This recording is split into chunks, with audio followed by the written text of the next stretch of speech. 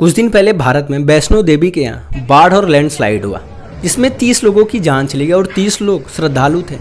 और ध्यान देने वाली बात है कि वो सब तो दर्शन करने गए थे, भगवान की पूजा करने गए थे, तो उनकी आखिर मौत क्यों हो गई? तो मैं आपको बता दूं सर, हम इंसानों का आज कर्म सही नहीं है। ये पूजा नहीं है जो हम आज कर रहे हैं।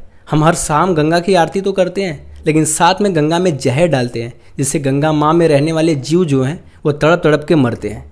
तो क्या गंगा माँ खुश होगी आरती से?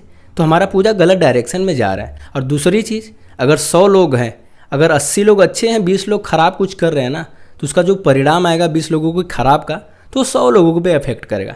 इसलिए अगर समाज में 20 लोग कुछ गलत कर रहे हैं तो हमारा ये दायित्व भी बनता है कि हम अपने अपने लेवल से उसे रोकने का जरूर प्रयास करें।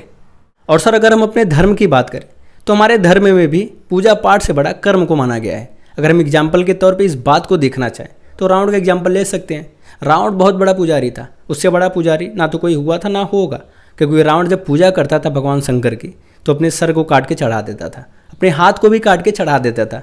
बट इस सब के बावजूद भी रावण का सर्वनाश होता है, क्योंकि रावण के अंदर लालच आ गया था, रावण के अंदर घमंड आ गया था, रावण अत्याचारी हो गया था। और अगर हम आज के समय में हम इंसान को देखें तो हम भी वैसे ही हो गए हैं। हम लालच की वजह से नदियों को तबाह करते हैं, हम लालच की वजह से जंगल को तबाह करते हैं, हम लालच की वजह से पहाड़ों को तबाह करते हैं। और हमारे अंदर रावण की तरह घमंड भी है सर, क्योंकि हम इंसान ये मानते हैं कि पृथ्वी पे हम ही सर्वश्रेष्ठ है।